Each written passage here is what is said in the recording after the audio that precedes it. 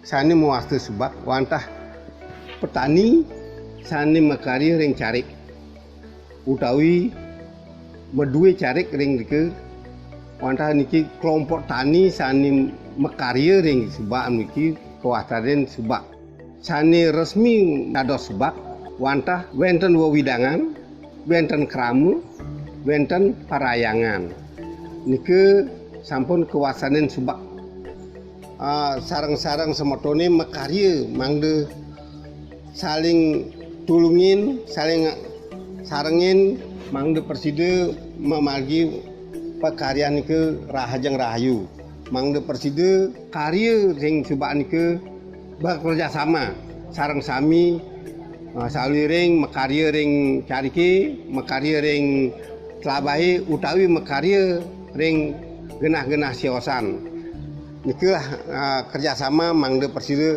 saking rasa sareng sami mangde persida kerahajengan kerahyuan.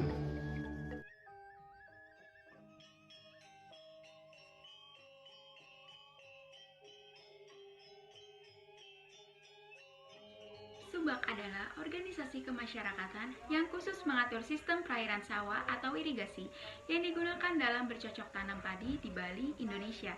Subak pada umumnya memiliki pura yang dinamakan dengan Pula Ulun Carik yang khusus dibangun untuk para pemilik lahan dan petani.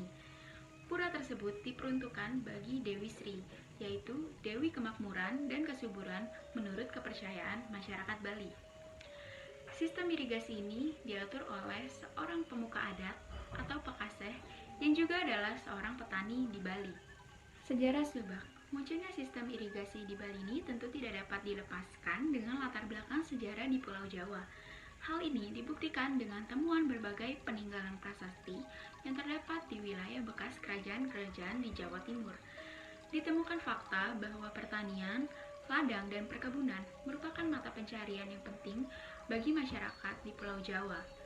Karena itu, sistem irigasi merupakan sesuatu yang sangat penting keberadaannya.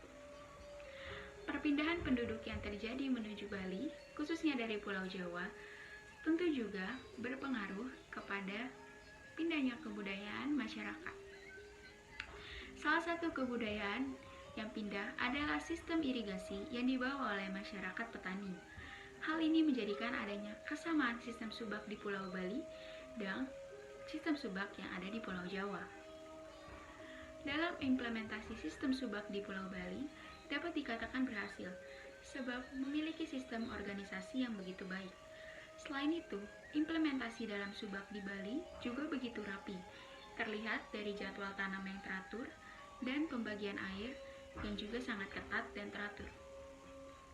Kurun waktu tanam masing-masing petani yang sebagian besar akan memulai proses tanam di waktu yang sama tentu menjadi tantangan sendiri dari pengelolaan subak. Adapun petani yang melanggar aturan subak dengan meminta air terlalu banyak atau melakukan pemborosan air, sistem subak di Pulau Bali disebut sudah ada sejak abad ke-11. Tetapi apabila dilihat dari berbagai sumber yang terpercaya, subak di Pulau Bali sudah ada sejak tahun 678 Masehi, walaupun memang tercatat tahun 1071 Masehi. Keterlambatan penulisan sejarah tersebut diakibatkan dari peran dan pengaruh raja-raja Bali yang turut mengubah sistem dalam sistem subak itu sendiri, sehingga yang diakui bahwa sistem subak baru ada pada tahun 1071 Masehi. Dalam sistem subak Bali, terdapat berbagai nilai yang terkandung, tidak hanya sebagai sebuah sistem pengairan untuk mengalirkan air ke sawah-sawah, tetapi juga begitu banyak nilai yang terkandung di dalamnya, yang disebut sebagai sebuah sejarah besar dalam sistem subak tersebut. Adapun nilai-nilai tersebut, yang pertama, nilai budaya. Sistem subak Bali erat kaitannya dengan kebudayaan masyarakat Bali, yang dikenal dengan penuh kebersamaan, gotong royong, keharmonisan, hidup bekerja sama, saling membantu. Budaya Bali yang selalu diunggulkan adalah bahwa masyarakat Bali begitu harmonis dalam menjalankan kebudayaan. Hal tersebut yang terwujud dalam sistem subak ini. Yang kedua, nilai sosial. Sistem Subak Bali memiliki nilai sosial, yaitu dalam sistem tersebut terdapat pengaturan kehidupan sosial, yaitu keadilan sosial, bahwa dalam sistem ini pengaturan air diatur dengan sebaik mungkin dan harus mewujudkan keadilan. Selain itu, nilai sosial yang terkandung dalam sistem Subak Bali adalah bahwa sistem tersebut bertujuan untuk mencapai kepentingan bersama tanpa adanya konflik dan pertentangan. Terdapat pengelola sistem Subak yang benar-benar membuktikan bahwa nilai sosial harus terwujud dan terjamin. Yang ketiga, ada nilai artefak. Dalam sistem Subak terkandung nilai-nilai religius yang begitu kuat. Dalam sistem ini terdapat tradisi-tradisi dan upacara keagamaan yang harus terlibat dalam pengelolaannya. Bahwa air yang mengalir merupakan karunia Tuhan, sehingga dalam rangka menghargai pemberian Tuhan, manusia harus terus bersyukur dan memanfaatkan air tersebut sebaik mungkin. Anggota Subak atau juga biasa disebut dengan Krama Subak adalah para petani yang memiliki garapan sawah dan mendapat bagian air pada sawahnya. Di dalam anggota Subak juga terdapat beberapa kelompok yang disebut dengan SKA Krama Subak. Digolongkan menjadi 3, yaitu Krama Aktif adalah anggota yang aktif seperti Krama Pakaseh, SKAY atau SKA Subak. Yang kedua, Krama Pasif, yaitu anggota yang mengganti kewajibannya dengan uang atau natura karena beberapa penyebab yang biasanya disebut dengan pengampel atau pengohot. Yang ketiga, ada Krama Luput, yaitu anggota yang tidak aktif dalam segala macam kegiatan Subak karena tugasnya seperti kepala desa atau bendesa adat. Selain itu, terdapat pula kelompok SKA di dalam Subak yang dibagi menjadi 1. SKA Numbek, yaitu sebuah kelompok yang mengatur hal pengelolaan tanah. Yang kedua, SKA Jelinjingan, yaitu kelompok yang bertugas untuk mengatur pengelolaan air. Yang ketiga, SKA Sambang, yaitu kelompok yang memiliki tugas dalam hal pengawasan air dari pencurian, penangkapan, atau penghalau binatang yang merusak tanaman seperti burung maupun tikus. Yang keempat adalah SKA Memulih atau Nandur, yaitu kelompok yang bertugas dalam menuai, memotong, dan mengetam padi. Yang ketujuh ada SKA Bleseng, yaitu kelompok yang memiliki tugas mengangkut ikatan padi yang telah diikat dari sawah dan lumbung.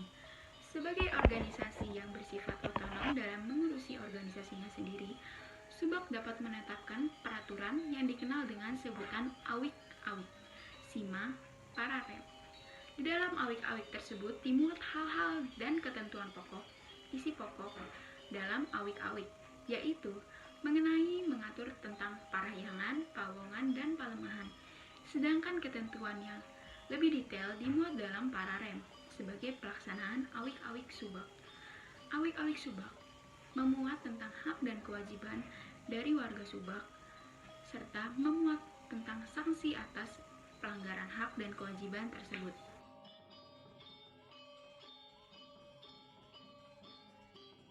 Organisasi Pendidikan, Ilmu Pengetahuan dan Kebudayaan PBB atau UNESCO, the United Nations Educational, Scientific and Cultural Organization, akhirnya mengakui Subak di Bali sebagai warisan budaya dunia. Pengakuan tersebut dapat diwujudkan setelah perjuangan pemerintah Indonesia selama kurang lebih 12 tahun. Pengusulan untuk menjadi kategori ini tidaklah mudah karena diperlukan penelitian yang mendalam dengan pendekatan melalui berbagai ilmu pengetahuan seperti arkeologi, antropologi, geografi, ilmu lingkungan, dan beberapa ilmu pengetahuan terkait lainnya. Tepat pada tanggal 29 Juni 2012, pengusulan Subak telah disetujui, diakui, dan ditetapkan sebagai warisan budaya dunia oleh UNESCO dalam sidang ke-36 UNESCO di kota Saint Petersburg, Rusia. Penetapan sebagai warisan budaya dunia ini disambut baik oleh pemerintah hingga masyarakat Bali. Sesuai dengan pengajuannya, Subak di Bali yang memiliki luas kurang lebih 20.000 hektar yang terdiri atas beberapa subak yang berada di 5 kabupaten di Bali, yaitu Kabupaten Badung, Bangli, Buleleng, Gianyar, dan Tabanan. Subak memenuhi beberapa syarat sebagai warisan budaya dunia sebagaimana ditetapkan UNESCO, diantaranya sebagai berikut.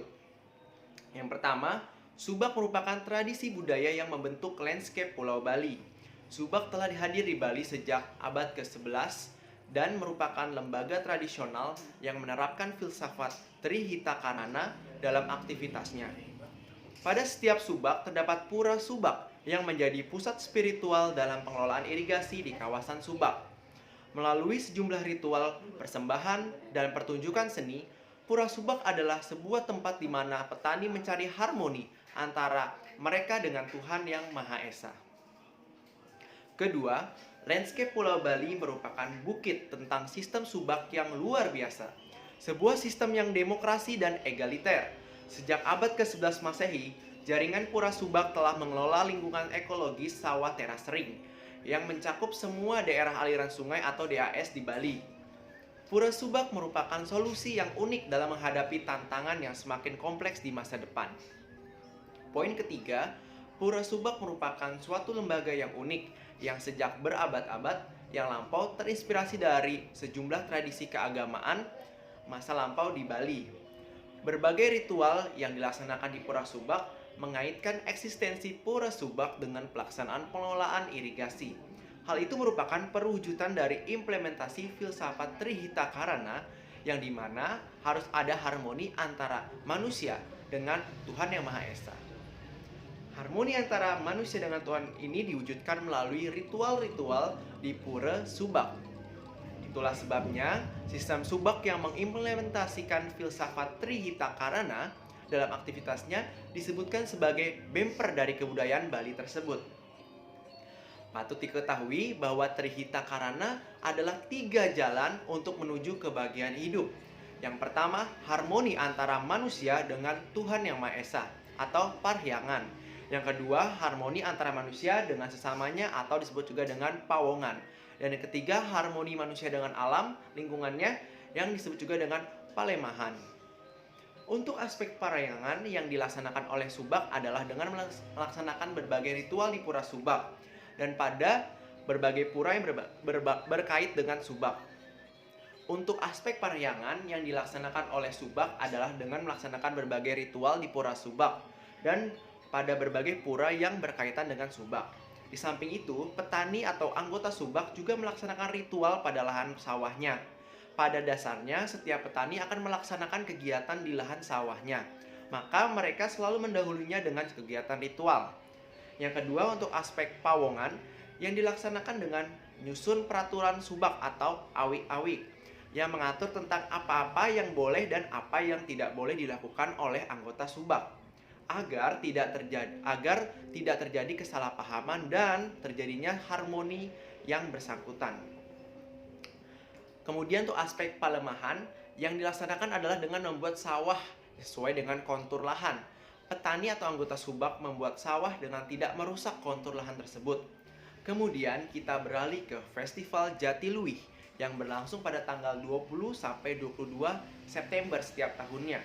Ini merupakan salah satu festival yang diadakan oleh Daya Tarik Wisata atau DTW Jatiluwih untuk melestarikan seni budaya dan tradisi masyarakat desa ini dan juga membantu mengenalkan tempat wisata Desa Jatiluwih di Kabupaten Tabanan, Bali. Dalam Festival Jatiluwih 2019 tahun lalu, beberapa rangkaian acara yang memadukan kebudayaan dan kesenian tradisional, seni pertunjukan, seni musik, seni rupa, dan produk-produk kreatif dan kuliner khas Jatiluwih. Selain dari pertunjukan utamanya, yaitu pemandangan dramatis Festival Jatiluwih 2019 mengusung tema Glorifying Dewi Sri for Prosperity and Harmony. Dalam falsafah Bali, berarti kuasa atas kelahiran dan kehidupan dengan ketersediaan pangan di bumi, terutama padi. Pesona alam desa Jatiluwih sendiri berupa area persawahan yang sangat luas, sekitar 700 hektar. Sawah-sawah di sini dibuat bertingkat-tingkat atau teras ring dengan sistem pengairan sawah yang digunakan dalam pengairan Subak, yaitu sistem irigasi tradisional Bali yang berbasis masyarakat atau community base. Lewat kearifan lokal inilah sehingga alam sekitar dapat terjaga dengan baik dan seimbang. Perlu diketahui juga Sobat Pesona, area persawahan di Desa Jatiluwih merupakan salah satu destinasi utama yang banyak dikunjungi oleh wisatawan mancanegara. Selain pasir-pasir putih di kawasan Kuta Selatan, baik yang datang hanya untuk kunjungan wisata, ada juga yang datang untuk mempelajari sistem persawahan di desa ini. Karena sistem subak dapat dianggap sebagai suatu sistem kebudayaan atau teknologi yang sudah menjadi budaya masyarakat, maka elemen-elemennya dapat dikaji berdasarkan subsistem pola pikir atau nilai, subsistem sosial, dan subsistem artefak atau kebendaan. Selanjutnya, kalau kita mencoba mengkaji elemen-elemen yang ada dalam subak, maka dapatlah konsep Trihita Karana dalam kesehariannya. Kiranya dapat disebutkan sebagai berikut. Yang pertama adalah subsistem pola pikir atau nilai dan konsep atau pariangan atau kepada Tuhan. Air dianggap sangat bernilai dan sangat dihormati dan dianggap sebagai ciptaan Tuhan yang Maha Esa. Kedua, ada sistem pura dalam sistem subak sebagai tempat pemujaan terhadap Tuhan yang Maha Esa. Secara rutin menyelenggarakan upacara keagamaan, pengelolaan sistem irigasi dilakukan dengan konsep harmoni dan kebersamaan. Kemudian disediakan lahan khusus untuk bangunan suci pada lokasi yang dianggap penting. Kemudian, lahan yang mungkin tersisa pada lokasi bangunan bagi atau tembuku umumnya dibangun bangunan suci, mungkin untuk menghindari konflik atas lahan tersebut. Untuk poin yang kedua, subsistem sosial atau pawongan, ada awik-awik peraturan dari subak. Kemudian juga ada pengelolaan air terakuntabilitas, hak atas air dan lahan yang sangat dihormati, dan ada sistem pelampias dalam pengelolaan sistem irigasi. Kemudian adanya sistem organisasi subak yang strukturnya sangat fleksibel. Kemudian juga ada kegiatan gotong royong dan pembayaran iuran secara proporsional untuk mensukseskan kegiatan subak. Kemudian untuk sistem selanjutnya yaitu subsistem artefak atau kebendaan atau palemahan. Arti irigasi mengalir secara kontinu melalui bangunan dianggap ikut diawasi oleh para dewa yang bersemayam pada sistem pura yang ada di kawasan tersebut. Yang kedua, ada konsep tek-tek dalam pembagian air irigasi yang merupakan konsep pembagian air secara proporsional atau berkeadilan. Selanjutnya, air irigasi yang diperoleh petani-petani atau anggota subak adalah proporsional dengan iuran yang dibayarkan dan tenaga kerja yang harus disediakan oleh petani dalam kegiatan-kegiatan subak. Kemudian adanya kebiasaan saling pinjam-meminjam air irigasi. Ini merupakan bentuk kerjasama antar pengurus dan anggota dalam pelaksanaan program subak. Kemudian adanya koordinasi antara pimpinan subak dengan pimpinan lembaga lain di lingkungan sekitarnya, misalkan dengan pimpinan desa adat, kepala desa, dinas, dan lain-lain. Kemudian topografi lahan subak pada umumnya miring. Setiap kompleks atau blok sawah milik petani anggota subak memiliki bangunan sadap dan saluran pembuangan atau drainase sendiri-sendiri atau one inlet and one outlet system. Adanya batas wilayah subak yang jelas memenuhi batas-batas alamiah. Selanjutnya juga ada kegiatan namanya bangunan dan jaringan irigasi yang sesuai dengan kebutuhan petani. Subak pada umumnya memanfaatkan bahan lokal untuk kepentingan pembangunan jaringan irigasi lainnya.